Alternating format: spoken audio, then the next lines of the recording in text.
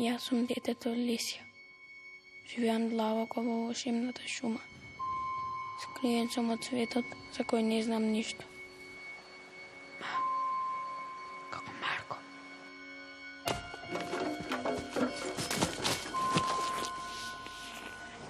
Кога си ти олук, стануваш едно со шумата.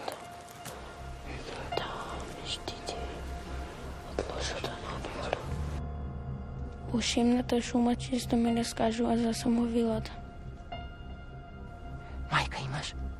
Таа заминала во едно чудно, таинствено место, Камената долина.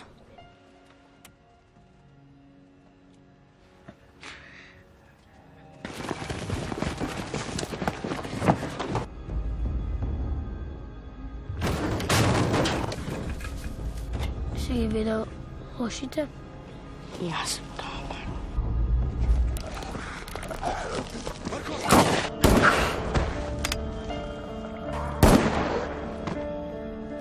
Еден ден, лошиот ведерец донесе страшни Да, чудовиња. ова е приказната за малиот Марко, за детето од шумата, за неговиот татко и за неговиот нов пријател. Успехот на Џган за режисерот Вардан Тузија беше причина за уште еден нов успех. Добар ден, дојдовте во емисијата. Добар ден, ви благодарам за поканата. Беше ли тешко да се изработи овој филм после успехот на првиот кој што го имавте? Па да, секогаш треба, се надевам, ако се квалификува како успешен претходниот филм, секогаш треба да се оправдаат и да се надградат очекувањата за нешто што се работи во континуитет. Кај нас има една мала тенденција на нашите простори да се живее на стара слава, а тоа е нешто што не би го посакувал ни за себе, ни за останатите. Генерално, да, имаше еден долготраен и прилично тежок процес на реализација на филмов, меѓутоа, еве, штом заврши, се некако тоа се заборава. Коментиравме пред разговорот дека детево тука има 8 години, сега веќе можеби околу 11-12. Колку време се работеше филмот? Од иницијалното аплицирање на филмот и добивање на основните средства до снимањето беше потребно од прилика подготовки од една година, што и не е толку долго за игран филм, за долгометражен игран филм. Тоа што се одолжи е понатамошниот тек на постпродукцијата, откако беше снимен филмот, поради низа на фактори. Некои беа приватни, некои беа професионални, околу зафатеноста на некои членови на екипата, но секако најголемо удел во целото тоа имаше појавата на пандемијата и на ковидот. Да, многумина знаат да го поистоветат со тој период кога сите бевме затворени по дома, меѓутоа приказната е сосема поинаква. Да, и приказната е напишана неколку години пред да воопшто да се случи ковидот и затоа и малце се шегувавме дека е као антиципирање на нешто лошо и ме прашуваат во следното сценарио да припазам малце со некакви теми што се скокотливи, затоа што некогаш, ете така и као коинциденција се остваруваат, така да...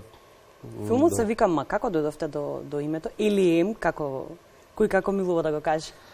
Да, филмот почнавме со работен наслов М или М, и некако како што се одвиваше сите следни фази и следни верзии на сценариото, тоа остануваше тоа М.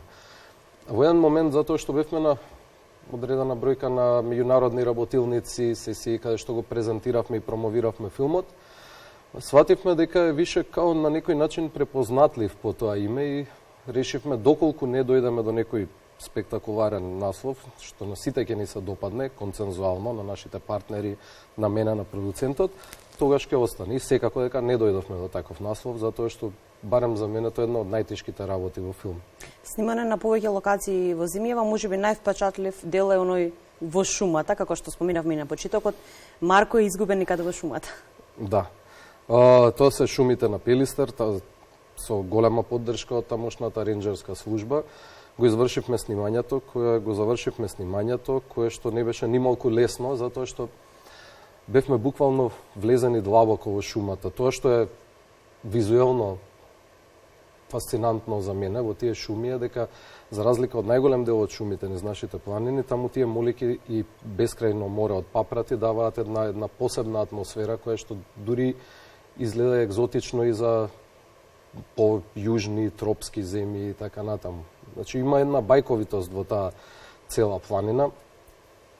За жал тоа е еден од нашите, единствениот можда наш убаво одржан и зачуван национален парк. И се трудевме и ние да не придонесеме кон неговото уништување како екипа колку што е можно повеќе. Да, овој дел изгледа како да гледате некој светски филм, а не наш како продукција, меѓутоа навистина тоа ве прави се разбере и повеќе горди затоа што имаме наша дела, нели, од нашата земја. Љубопитноста на детето излезе од границите на шумата. Се изгуби Марко. Да. Тоа е таа англиска фраза на филмови кои што се дефинирани со coming of age, доаѓање на возраст, пристигнување до возраст. Тоа е лајт мотив на многу европски и американски филмови.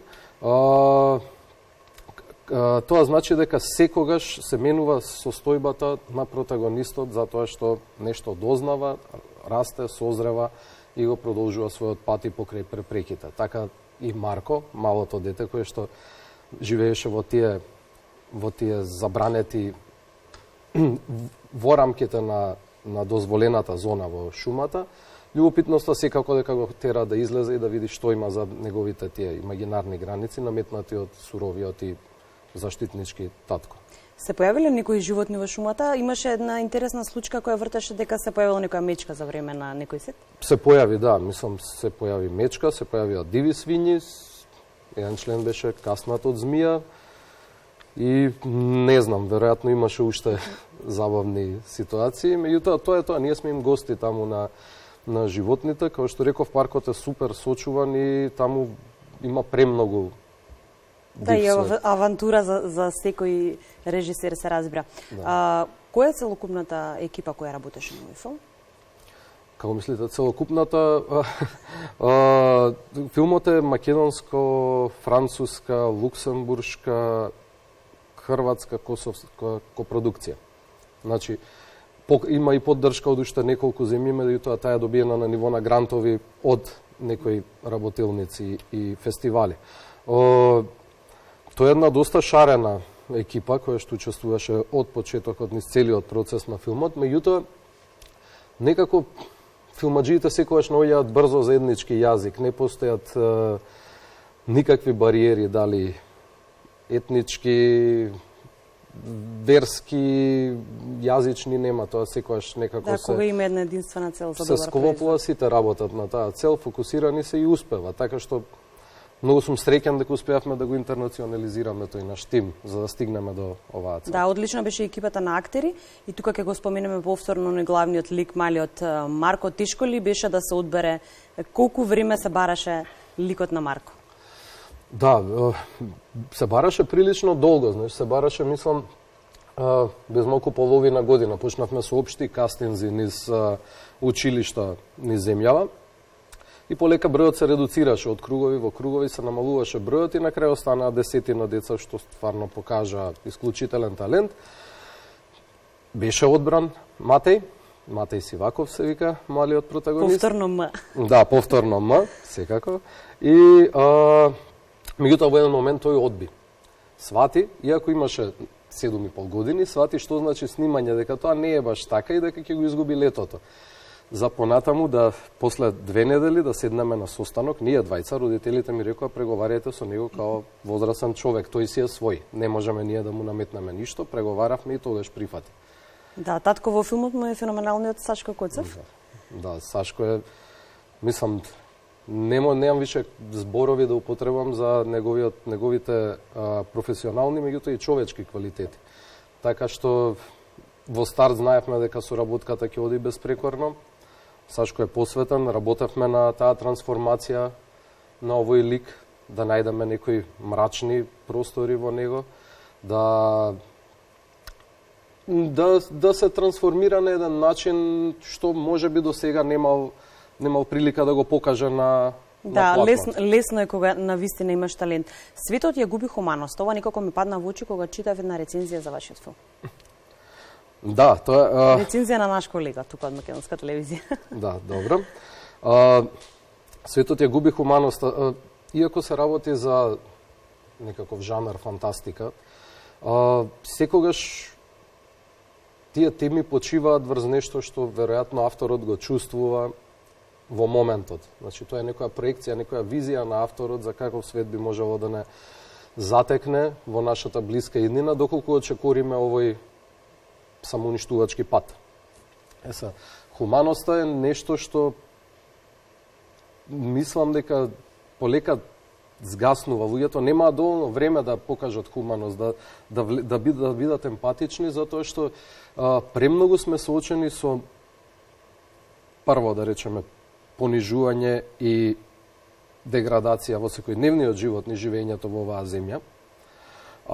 Второ, преплавени сме со информации кои пристигнуваат од светот, меѓутоа преплавени сме дури и на еден малце чуден начин преку портали кои што сензационалистички бркаат кликови и секогаш даваат нешто помрачна страна, визија. Луѓето веројатно веќе се во некое лимбо, во некое месечарење низ годините што минуваат и забораваат на таа една, не знам, блискост и емпатично, што ја кажувам, кон луѓето што ги обкружуваат и на создавање на сопствен подобар свет. Ние сме доведени во ситуација каде што или се чекори по некој пат кој што е морално, етички исправен, меѓутоа и мнозинството кој што не можеме да го обвиниме во земја каде што е див запад, каде што не владеат имплементирање на закони и на ништо, луѓето прибегнуваат кон преживување и живеат на тој начин што е можда и деструктивен за останатите,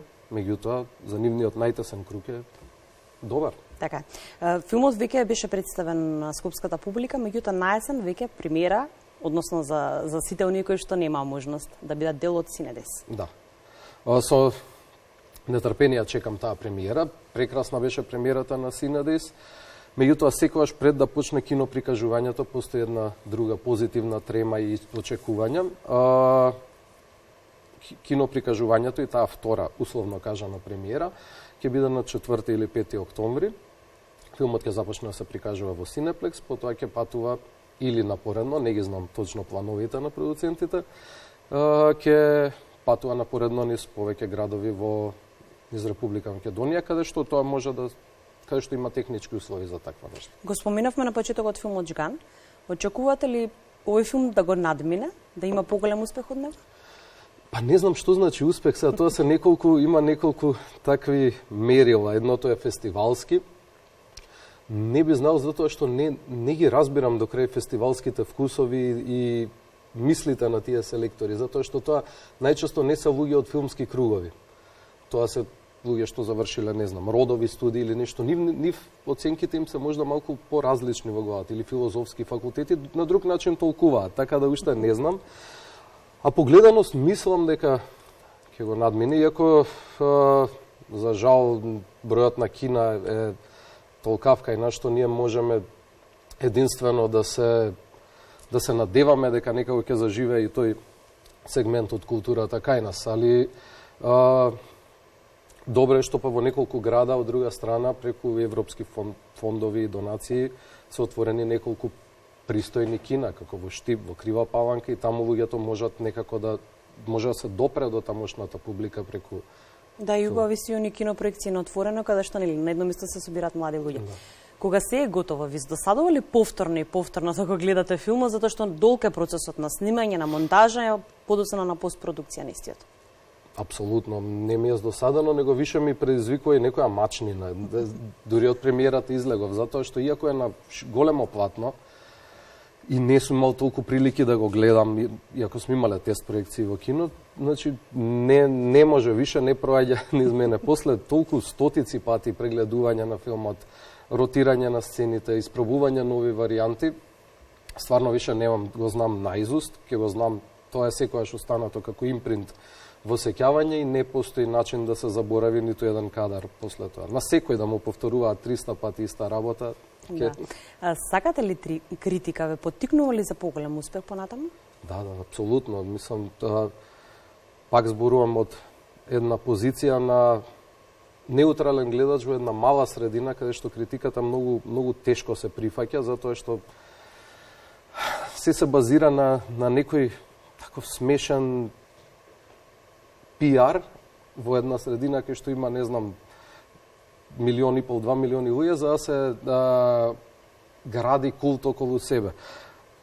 Во такви ситуации, тоа што го изведуваат некои автори, тоа е погубно за нивната креативност и за се, затоа што нема простор за надградба. Меѓутоа, доколку се добие релевантна, искрена критика, мислам да не е малициозна секако дека треба таа да пројде низ авторот и треба да се прифати, да се види тој аспект. Иначе, тука сите се чукаме по рама, сите сме бескрајно талентирани, гениални и до крај на животите живееме во тие илузии. Да, критиката тогаш е најбитна. Режисер сте на повеќе домашни серии, се подготвувале нешто ново во наредниот период? Мислам дека ќе има уште една нова сезона на Преспав, така барем е најавено од Охо продукција. Тоа е нешто што со нетрпение го чекуваат сите. Да. Потоа работиме веќе исто во соработка со Охо продукција на еден серијал што се вика Радиус, документарен серијал. И за понатаму нема некоја најава. За жал, имаше еден мал импулс пред 4-5 години, каде што кога паралелно се снимаа поголем број на серии, меѓутоа сега тоа згасна. Не знам зошто е, веројатно нема интерес, нема пласман на нашиот пазар и веројатно нема ни заинтересирани луѓе во државава, спонзори, мецени, било што, кои што би сакале да инвестираат во прикажување на некакви вредности. Да, секогаш треба да чуваме и да го почитуваме нешто ние домашно. Благодарам многу на одвоеното време во овие летни денови. Се гледаме повторно во октомври да го промовираме уште еднаш вашиот филм. Ви благодарам уште еднаш на поканата, се гледам.